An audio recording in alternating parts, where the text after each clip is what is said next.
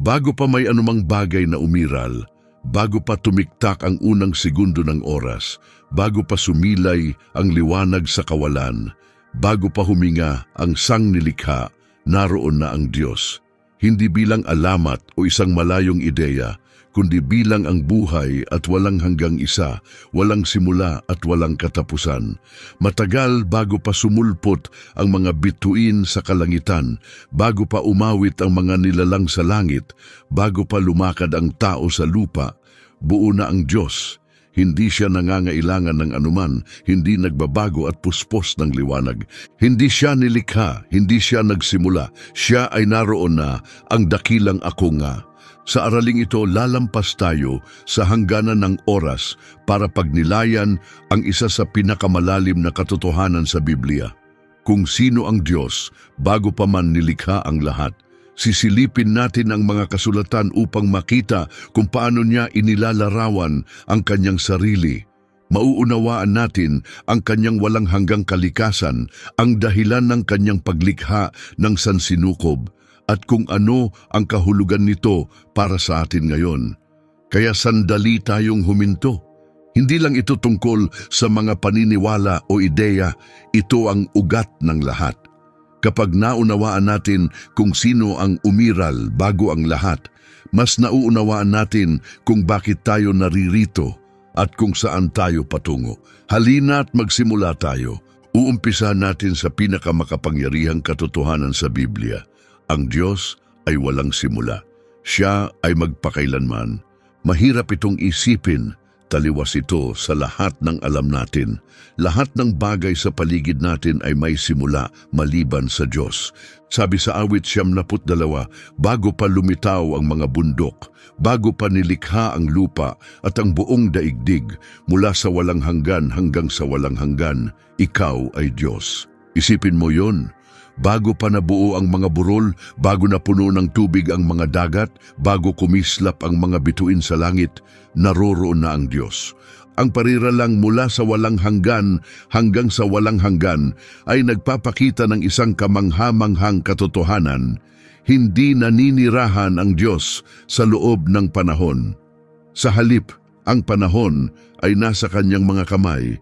Hindi siya bahagi ng sangnilikha. Nasa labas siya nito. Siya ang may likha ng lahat. Pakinggan mo ngayon kung paano siya nagsalita tungkol sa kanyang sarili. Sabi sa pahayag 1-8, ako ang Alpha at ang Omega, sabi ng Panginoong Diyos.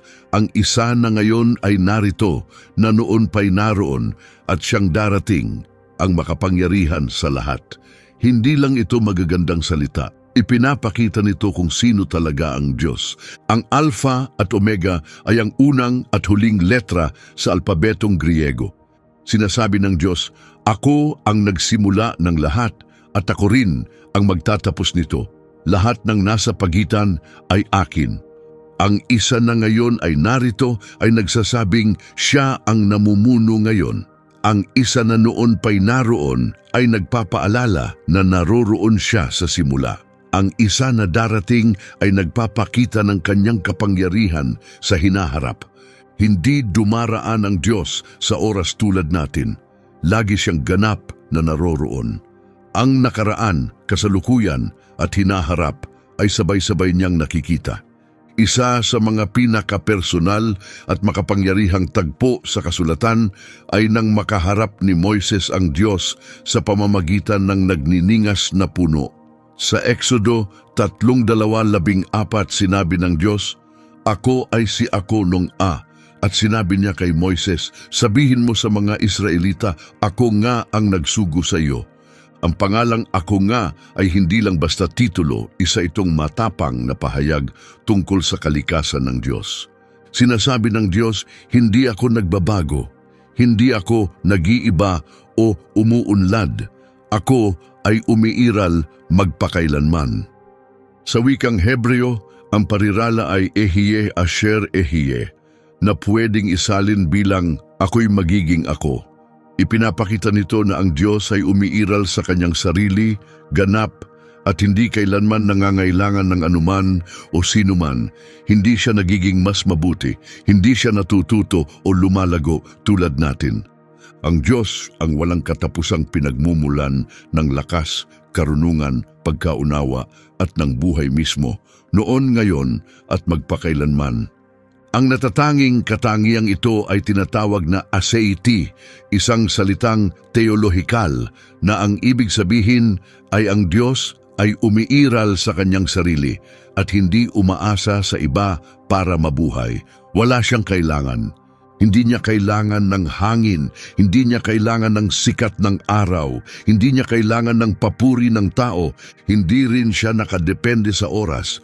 Malinaw ito sa Gawa 17, 24 hanggang 25.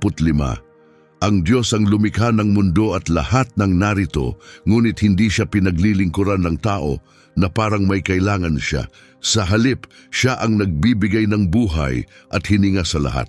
Sa madaling salita, ang sangnilikha ang nangangailangan sa Diyos, hindi kabaliktaran. Ano ang kahulugan nito para sa atin? Bago pa umiral ang kahit ano, bago pa ang mga anghel, liwanag, atom o mga galaksi, naroroon na ang Diyos. Hindi siya naghihintay ng mangyayari, hindi siya nalulungkot o may kulang. Siya ay perpekto na, buo na at umaapaw sa pag-ibig, kagandahan at kabanalan. Ang pagkaalam na ang Diyos ay walang hanggan ay nagpapaalala sa atin ng isang makapangyarihang katotohanan. Siya ay naroroon bago pa ang lahat. Siya ang humahawak sa lahat ngayon at siya pa rin ang Diyos kapag nawala na ang lahat. Ganito ito sinabi sa Isaias 42:28. Hindi mo ba alam? Hindi mo ba narinig? Ang Panginoon ay ang walang hanggang Diyos, ang may likha ng buong daigdig. Hindi siya napapagod o nanghihina. Ang kanyang karunungan ay lampas sa ating pagkaunawa. Ito ang Diyos na ating sinasamba, walang hanggan, matatag at hindi nagbabago. Ngayon, huminto tayo at magnilay sa isang hiwagang mahirap lubos na maunawaan. Bago pa tumibok ang unang puso, bago pa sumilay ang unang sinag ng araw sa dilim, bago pa nagsimula ang oras, ano ang nandoon? Ang sagot ay nasa Genesis 1.1, nang pasimulay nilikha ng Diyos ang langit at ang lupa. Diyan nagsimula ang kwento ng sangnilikha, pero hindi ng Diyos. Ang nang pasimula ay tumutukoy sa simula ng oras, bagay at espasyo. Ang oras mismo ay nilikha ng Diyos. Hindi siya nakatira sa loob nito, nasa ibabaw siya nito. Ibig sabihin, ang Diyos ay naninirahan sa isang realidad na walang oras. Hindi siya nasusukat ng mga oras o siglo. Nakikita ng Diyos ang buong kasaysayan ng sabay-sabay, hindi bilang hula, kundi bilang isang ganap niyang alam at hawak. Ganito ang sabi sa Isaias 46:10, mula sa simulay ipinapahayag ko na ang wakas. Matagal nang lumipas, inilalahad ko na ang mga darating pa. Ang layunin ko ay mananatili at gagawin ko ang lahat ng nais ko. Ang pagtingin ng Diyos sa panahon ay hindi lang mas mahaba, ibang-iba ito. Nakikita niya ang lahat ng malinaw sa lahat ng sandali. Ito ay isang uri ng pag-iral na lubusang kakaiba. Ngayon, pag-isipan natin ang kahanga-hangang katotohanan ito. Sa 2 Timoteo, 1 talata, 9 nakasulat, tayo'y iniligtas at tinawag upang mamuhay ng banal, hindi dahil sa anumang ginawa natin, kundi dahil sa kanyang sariling plano at biyaya. Ang biyayang ito ay ibinigay sa atin sa pamamagitan ni Kristo Jesus bago pa nagsimula ang panahon. Isabuhay mo ito, bago pa umandar ang oras, naroon na ang biyaya. Ibig sabihin, may plano na ang Diyos para sa pagtubos. Nakikita ka na niya noon pa man na pagpasyahan na niyang ipadala si Kristo. Ganito ang sabi sa Efeso 1:4, pinili niya tayo kay Kristo bago pa nilikha ang mundo. Bago pa ang unang segundo, naisulat na ang kwento ng kaligtasan. Ngayon, subukan mong ilarawan ito sa isipan mo. Bago pa may atom, bago pa ang mga anghel, bago pa lumiwanag ang kalawakan, naroon na ang Diyos. Hindi nilikha kundi walang hanggan, ganap sa kanyang sarili. Walang kadiliman dahil ang Diyos ay liwanag. Walang katahimikan dahil siya ang salita. walang kawalan, dahil siya mismo ang kapuspusan. Sa unang Timoteo 6:16, inilalarawan siya bilang ang tanging walang kamatayan, nananahan sa liwanag na hindi kayang lapitan, na walang sinumang nakakita o makakakita. Sa Kanya ang karangalan at kapangyarihang walang hanggan. Amen. Hindi lang ito paglalarawan, ito ay para pukawin ang pagkamangha at paggalang. Kapag sinabing liwanag na hindi kayang lapitan, ibig sabihin ay napakadalisay at napakapangyarihan ng Kanyang kabanalan na walang nilalang ang makakatagal sa Kanyang presensya. Ang Kanyang kaluwalhatian ay hindi lang maningning, ito ay napakatindi. Malinaw ito sa Exodo 33:20. Gayunman, sa kabila ng Kanyang ganap na kabanalan, hindi siya malayo o malamig. Kilala niya na tayo, may plano na siya para sa paglikha, para sa pagliligtas, at para sa walang hanggan. Ang Diyos na walang hanggan at hindi nagbabago ay umiiral bago pa naisip ang salitang bago. Hindi siya naghihintay ng mangyayari. Hindi siya naging mas maluwalhati nang malikha ang universo. Perpekto na siya sa karunungan, kagandahan at kagalakan. Ganito siya pinupuri sa Judas 1:25. Sa isang Diyos na ating tagapagligtas, ang kaluwalhatian, kadakilaan, kapangyarihan at pamamahala. Ngayon at magpakailanman. Amen. Bago pa may anumang umiral, taglay na ng Diyos ang lahat ng autoridad at kadakilaan. Kaya balikan natin ang tanong, ano ang naroon bago ang simula? Ang Diyos lamang, hindi isang blangkong espasyo, hindi gumugulong na enerhiya, hindi kaguluhan, kundi ang walang hanggang ako nga, umiiral sa di nagbabagong, perpektong pagkatao. Maging si Mikas 5:2 ay nagsalita tungkol sa paparating na tagapagligtas na ang pinagmulan ay mula pa noong una, mula sa walang hanggan. Si Jesus din ay may ganitong likas na walang hanggan. Kasama na siya ng Ama bago pa nagsimula ang oras at sa pamamagitan niya nilikha ang lahat. Yan ang sinasabi ng Juan, unang talata hanggang 3 talata. Ang Diyos na sinusundan natin ay hindi nagsimulang umiral ng likhain ang universo. Siya ay nauna sa lahat, ngunit pinili niyang pumasok sa loob ng panahon upang iligtas ang mga nakakulong dito. Ibig sabihin, ang buhay mo ay hindi basta aksidente. Hindi walang saysay ang bawat araw. Alam na ng Diyos na wala sa ilalim ng oras ang iyong hinaharap.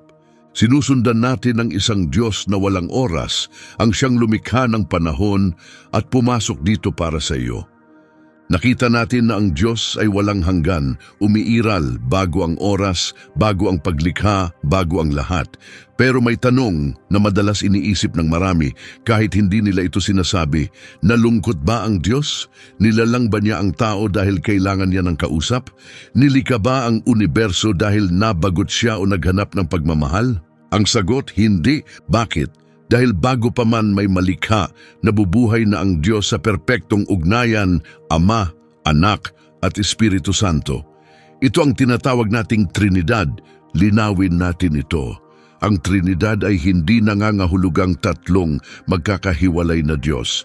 Isa lang ang Diyos na umiiral bilang tatlong persona. Bawat isa ay ganap at tunay na Diyos, ngunit magkakaiba sila sa paraan ng kanilang relasyon sa isa't isa. Pinatunayan ito ni Jesus sa Mateo 28:19 nang sabihin niya, "Humayo kayo at gawing alagad ang lahat ng bansa, bautismuhan ninyo sila sa pangalan ng Ama, ng Anak at ng Espiritu Santo." Pansinin mo, isang pangalan, tatlong persona. At sa Deuteronomio 6:4 pinaalalahanan tayo, "Pakinggan mo, O Israel, ang Panginoon na ating Diyos, ang Panginoon ay iisa."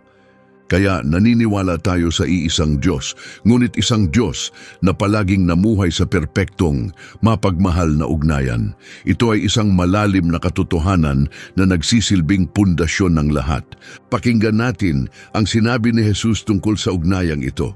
Sa Juan 17:5, nanalangin siya, "Ama, Ibalik mo na sa akin ang kaluwalhatiang ating pinagsaluhan bago pa likhain ang mundo. At sa talatang 24, sinabi pa niya, Ama, nais kong makasama ko sila na ibinigay mo sa akin upang makita nila ang kaluwalhatiang ibinigay mo sa akin sapagkat inibig mo ako bago pa nilikha ang mundo. Dito binibigyan tayo ni Jesus ng sulyap sa kung ano ang umiiral bago ang lahat.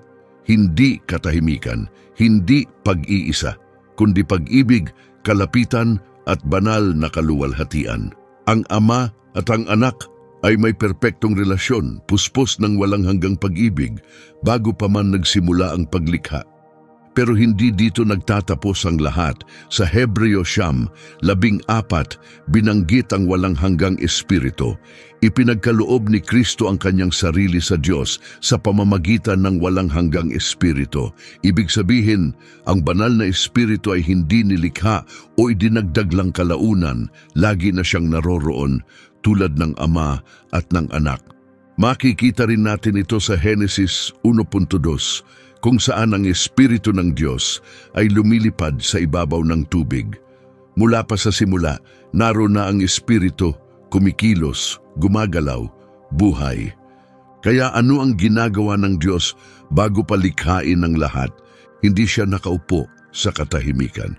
Hindi siya naghihintay ng pagmamahal. Hindi siya naghahanap ng layunin. Buong-buo na ang Diyos sa sarili niyang perpektong ugnayan, puspos ng kagalakan, pag-ibig at pagkakaisa.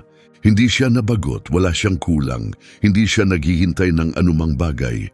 Ganap na siyang kontento at buo dahil ang Diyos ay pag-ibig. At ang pag-ibig na iyon ay laging umiiral sa loob ng Trinidad. Ayon sa unang Juan, 8, ang Diyos ay pag-ibig. Isipin mo ito. Ang pag-ibig ay nangangailangan ng ugnayan, kinapapalooban ito ng pagbibigay at pagtanggap. Kaya bago pa likhain ang tao o anghel, naroroon na ang perpektong pag-ibig sa pagitan ng Ama, Anak at Espiritu Santo.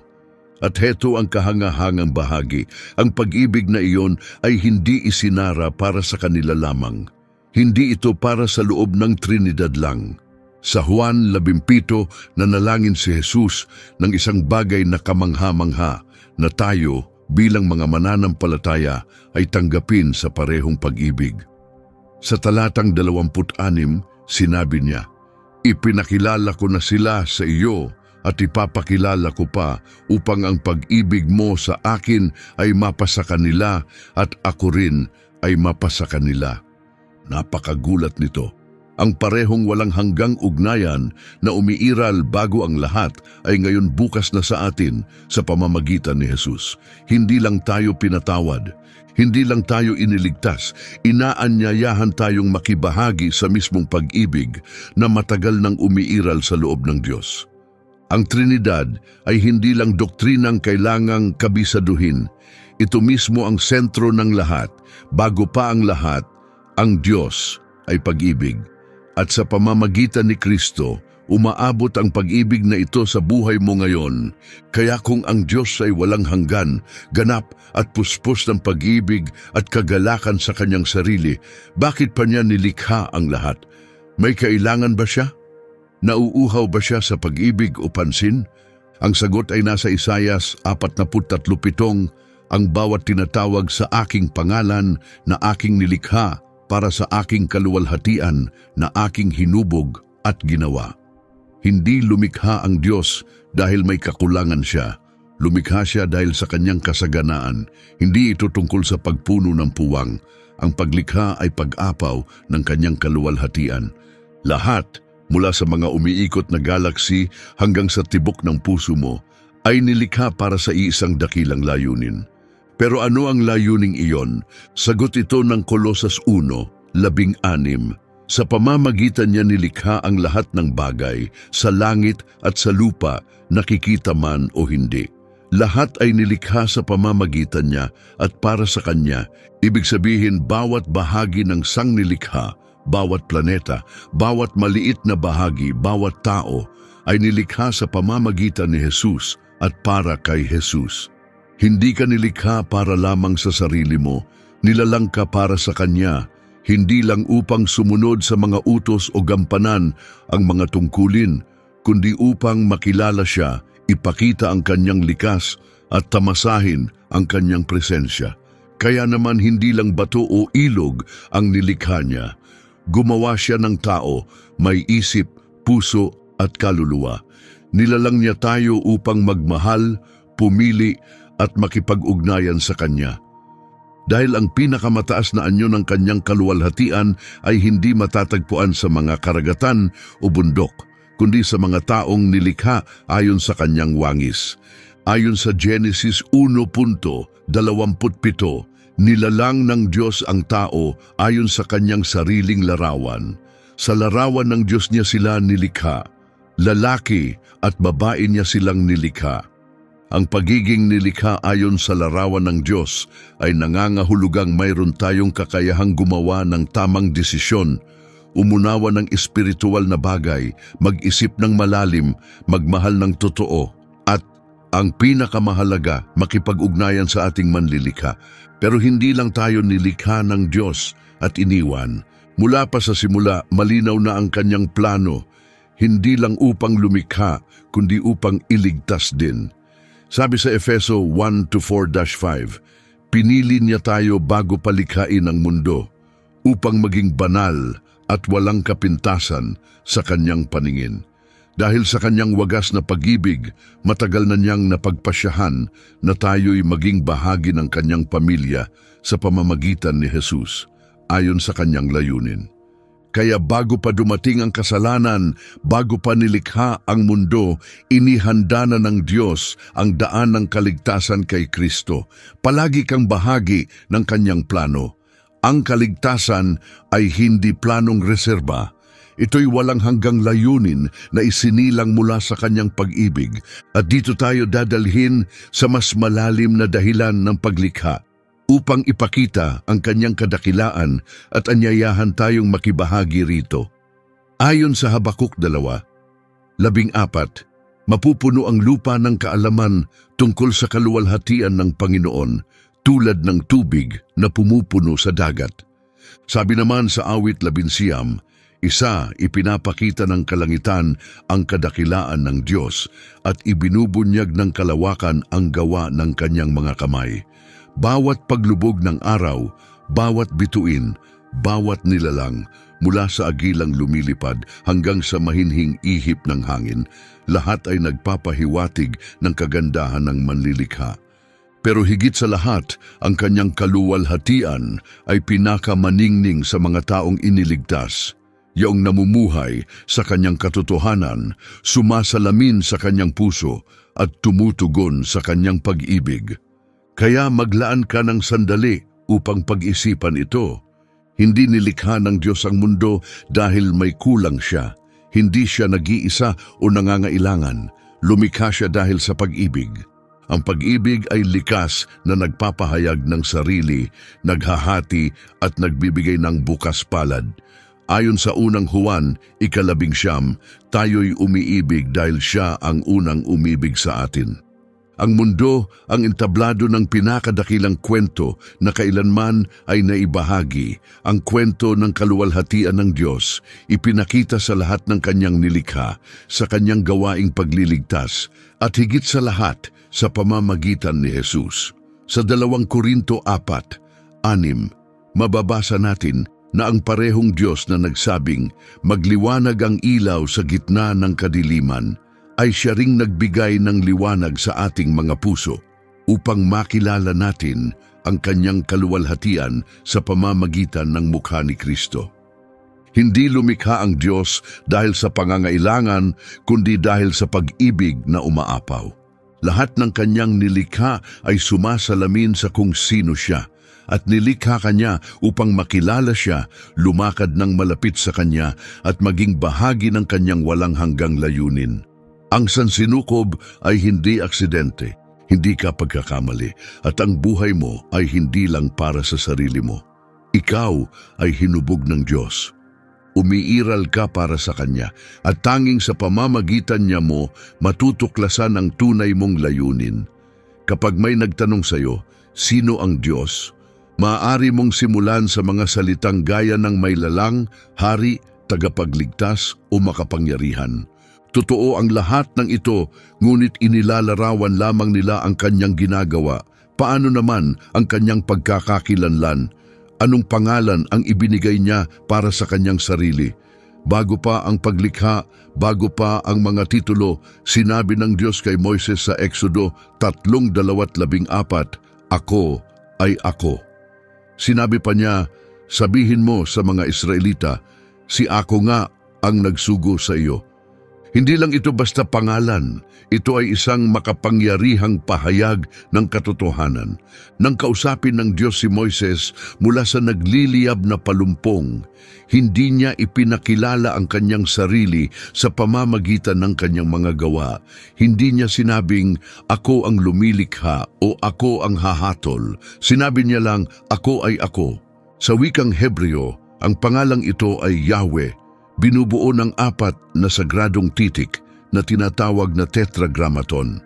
Galing ito sa pandiwang maging na nangangahulugang pag-iral, presensya at ang mismong pagkatao.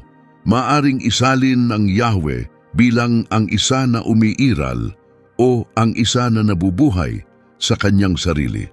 Katulad din ito ng naririnig natin sa pahayag 4:8 kung saan sumisigaw ang mga nilalang sa langit, "Banal, banal, banal ang Panginoong Diyos na makapangyarihan, na noon pa ay naroroon, na narito ngayon at darating pa." Ipinapakita ng pangalang ito na wala siyang simula, walang nagpapanatili sa kanya. Hindi siya nagiging isang bagay, siya ay palaging siya. Walang sandali kailanman na hindi buo ang Diyos.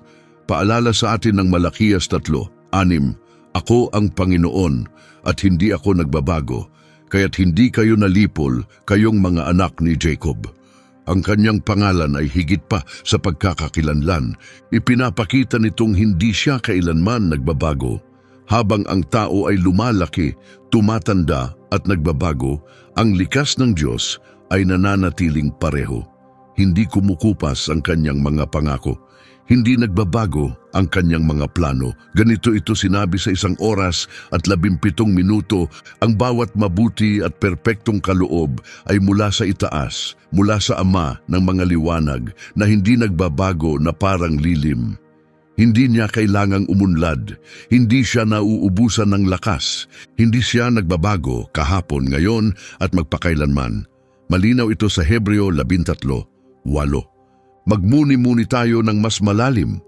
Bago pa nilikha ang mundo, ang Diyos ay lubos ng banal, walang kapintasan sa kanyang kadalisayan at puspos ng liwanag.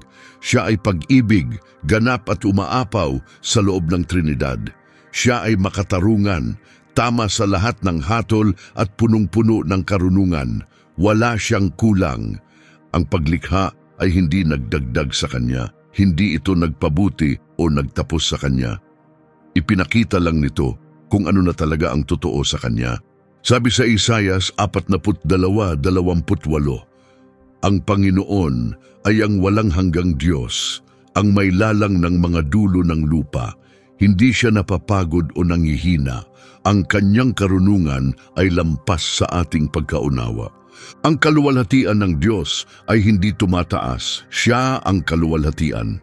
Ang kanyang pag-ibig ay hindi lumalago. Siya ang pag-ibig. Ang kanyang karunungan ay hindi nadaragdagan. Siya ang karunungan. At heto ang personal na bahagi. Ipinapakita rin ng pangalang Yahweh kung gaano siya kalapit sa atin. Sa Exodo 33:14, sinabi ng Diyos kay Moises, "Sasamahan kita at bibigyan kita ng kapahingahan." Ang pangalang Yahweh ay lumilitaw ng higit sa 6,800 beses sa lumang tipan, hindi bilang malayong nilalang, kundi bilang isang personal na Diyos na laging kasama ng kanyang bayan, tumutupad sa kanyang pangako at hindi sila pinababayaan. Kaya kapag tinawag natin ang pangalan ng Diyos, hindi lang tayo bumibigkas ng titulo o konsepto. Tinatawag natin ang isa na palaging umiiral, na naririto ngayon at kailanman ay hindi mawawala. Isipin mo ito, bago pa man nilikha ang lahat, buo na ang Diyos. Wala siyang kakulangan. Ang pangalang Yahweh ay paalala na siya ay magpakailanman. Hindi siya nagbabago. Siya ay sapat sa kanyang sarili.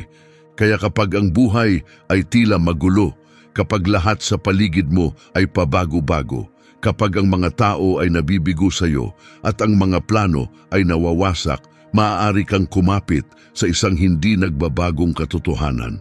Sabi sa awit 46, 10, huminto kayo at kilalanin ninyong ako ang Diyos.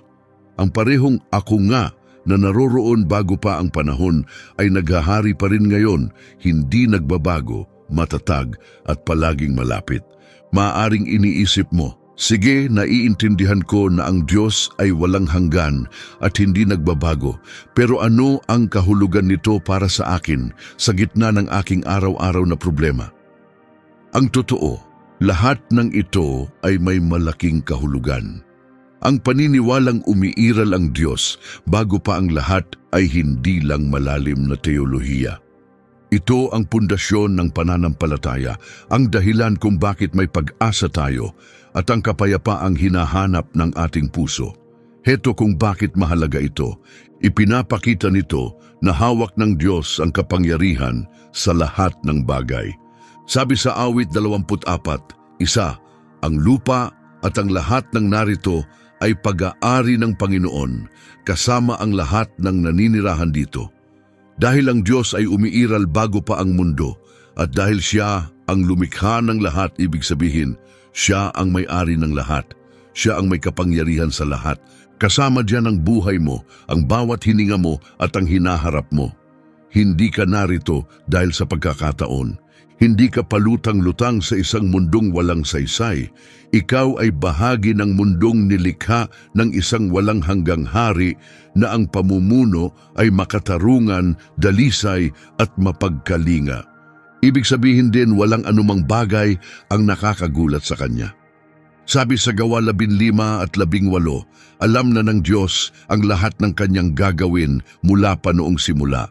Hindi kailanman nabibigla ang Diyos, hindi sa iyong nakaraan, sa iyong pagkakamali, sa isang pandemya o sa biglaang sakit ng puso. Nakikita niya ang buong kwento at inaayos na niya ang lahat para sa ikabubuti mo. Pinaalalahanan tayo ng Roma 8:28. Alam nating sa lahat ng bagay, gumagawa ang Diyos para sa ikabubuti ng mga umiibig sa Kanya na tinawag ayon sa Kanyang layunin. Ang Diyos na nasa labas ng oras ay nakita na ang lahat ng mangyayari sa buhay mo. Ipinapakita nito na ang pag-ibig niya sa iyo ay nagsimula bago ka pa isinilang.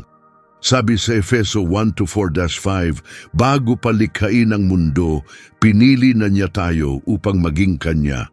Dahil sa pag-ibig niya, napagpasyahan niyang tayo'y gawing mga anak niya sa pamamagitan ni Kristo Jesus. Bago ka pa huminga sa unang pagkakataon, bago mo pa nagawa ang unang pagkakamali o nasambit ang unang panalangin, nakita ka na ng Diyos, minahal ka na niya at inihanda na niya ang daan upang ikaw ay maging Kanya. Sabi ng Diyos sa Jeremias 1:5, bago pa kita binuo sa sinapupunan ng iyong ina, kilala na kita. Bago ka pa isilang, inilaan na kita. Hindi ka nakaligtaan, hindi ka aksidente, mahal ka ng Diyos. Bago pa nagsimula ang panahon, pinaalala nito sa atin na tayo ay bahagi ng isang bagay na walang hanggan. Sabi ng Jeremias 20:11, alam ko ang mga plano ko para sa inyo, sabi ng Panginoon. Mga planong para sa inyong ikabubuti, hindi sa ikasasama ninyo. Mga planong magdudulot ng pag-asa at magandang kinabukasan. Maraming nakakakilala sa talatang ito, pero sandali tayong huminto. Kung ang Diyos ay umiiral bago ang lahat, ang plano niya para sa iyo ay hindi lang nagsimula noong araw na isinilang ka. Ito ay bahagi ng isang mas malawak na layunin, isinama sa walang hanggan. Bawat pagsubok na pinagdaraanan mo, alam niya. Bawat desisyong kailangan mong gawin, nauunawaan niya. Sabi sa awit 139:16, bawat araw ng buhay mo ay naisulat na sa kanyang aklat. Ibig sabihin, maaari kang magtiwala sa Kanya kahit hindi mo alam ang susunod na mangyayari. Ipinapakita rin nito na ang mga pangako niya ay totoo pa rin hanggang ngayon. Dahil ang Diyos ay hindi nagbabago, ang Kanyang mga salita ay mananatiling totoo. Sabi sa mga bilang 23:19, hindi tulad ng tao ang Diyos, hindi siya nagsisinungaling o nagbabago ng isipan. Kapag sinabi niya ang isang bagay, tiyak na gagawin niya ito. At idinagdag ng Hebreo 10:23, kapit tayo ng matatag sa pag-asang tinanggap natin dahil ang nangako ay mapagkakatiwalaan. Kapag sinabi ng Diyos, pinatawad ka, mahal kita, pinili kita, ligtas ka, maaari mong paniwalaan ito ng buo dahil ito ay galing sa walang hanggang Diyos na tumutupad sa Kanyang salita. Kaya bakit mahalagang malaman na ang Diyos ay umiiral bago ang lahat? Dahil ang siyang lumikha ng sansinukob ay siya ring yumayakap sa iyo ngayon. Dahil ang gumawa ng mundo ay siya ring gumawa ng daan upang ikaw ay mailigtas. Dahil ang Diyos na walang simula at walang katapusan ay inaanyayahan kang makasama niya magpakailanman. Handa mo ba siyang pagtiwalaan? Hahanapin mo ba ang kapayapaan sa kanyang walang hanggang mga pangako? Hindi ka iniwan, hindi ka hindi napapansin. Nakikita ka at iniingatan ng walang hanggang ako nga, kahapon, ngayon at magpakailanman. Tiningnan natin ang nakaraan mula sa bago palikhain ng lahat hanggang sa kwento ng pagtubos. At ngayon, tumingin naman tayo sa hinaharap, ang darating na walang hanggan. Kung paanong ang Diyos ay naroroon bago pa nagsimula ang panahon, mananatili rin siyang naroroon matapos itong magwakas. Sabi sa pahayag 22:13, ako ang Alpha at ang Omega, ang simula at ang wakas. Hindi lang ito magagandang salita, ito ang huling pahayag ng Diyos sa huling bahagi ng Biblia. Naroon siya sa unang salita at siya rin ang magsasalita ng huli. Hindi siya limitado ng oras. Siya ang namumuno sa lahat ng ito at heto ang pinakakamangha-mangha. Ang walang hanggang Diyos na naglagay ng mga bituin sa langit at humahawak ng panahon sa kanyang mga kamay ay nais makasama ka magpakailanman. Sa Juan 17:3, sinabi ni Jesus, ito ang tunay na buhay na walang hanggan, ang makilala ka, ang iisang tunay na Diyos, at si Jesucristong sinugo mo. Pansinin mo ito, ang buhay na walang hanggan ay hindi lang basta pamumuhay magpakailanman. Ito ay ang pagkakilala sa Diyos na walang hanggan. Hindi lang ito tungkol sa haba ng panahon, ito ay tungkol sa relasyon. Hindi lang ito tungkol sa pag-iwas sa kaparusahan, ito ay ang makasama ang Diyos mismo. At ganito rin nagtatapos ang kwento ng Biblia. Kasama natin ang Diyos magpakailanman. Sabi sa pahayag 21:3, masdan, ang tahanan ng Diyos ay nasa piling na ng mga tao, mananahan siya sa kanila. Sila'y magiging bayan niya at siya mismo ang magiging Diyos nila. Mula sa unang pahina ng Genesis hanggang sa huling salita ng pahayag, ito ang layunin ng Diyos, hindi lang upang sambahin siya, kundi upang makasama niya tayo. Ang parehong Diyos na lumakad kasama ni Adan sa halamanan, na sumama sa Israel sa ilang, at na dumating sa mundo bilang si Jesus ay mananahan kasama natin magpakailanman. Sa pahayag 21:4 naroon ang pangakong ito. Pupunasan niya ang bawat luha sa kanilang mga mata. Wala ng kamatayan, wala ng pagdadalamhati, wala ng iyak o sakit. Lahat ng luma ay lilipas na. Maisip mo ba ito? Wala ng lungkot, wala ng pag-iisa, wala ng pamamaalam. Tanging ang presensya ng Diyos magpakailanman, harap-harapan. Sabi sa unang Korinto 13:12, ngayon, parang malabong refleksyon pa lamang ang nakikita natin tulad ng sa salamin. Ngunit darating ang araw na makikita natin siya ng harapan. Sa ngayon, kaunti pa lamang ang ating alam, ngunit sa araw na iyon, lubos na natin siyang makikilala, gaya ng ganap niyang pagkakakilala sa atin. Darating ang araw na matatapos na ang paghihintay, mawawala ang distansya at matatagpuan natin ang tunay na kagalakan sa walang hanggang Diyos. Ikaw ay nilikha ng isang Diyos na walang simula.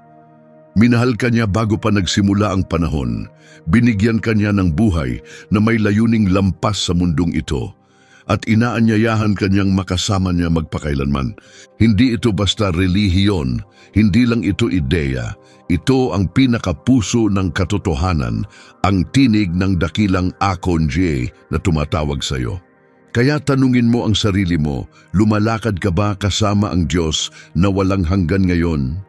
Tinanggap mo na ba ang buhay na nagmumula sa pagkakilala sa Kanya? Kung may bumangon sa puso mo habang pinapakinggan mo ito, i-comment mo sa ibaba, "Nagtitiwala ako sa walang hanggang isa." I-like mo ang video, ibahagi ito sa taong kailangang marinig na bahagi sila ng walang hanggang plano ng Diyos. At mag-subscribe para sa mas marami pang pagtuturo mula sa salita ng Diyos. At huwag mong kalilimutan bago nagsimula ang oras sa bawat yugto ng buhay at sa kawalang hanggan, ang Diyos ay naroroon at tinatawag niya ang pangalan mo. Tutugon ka ba?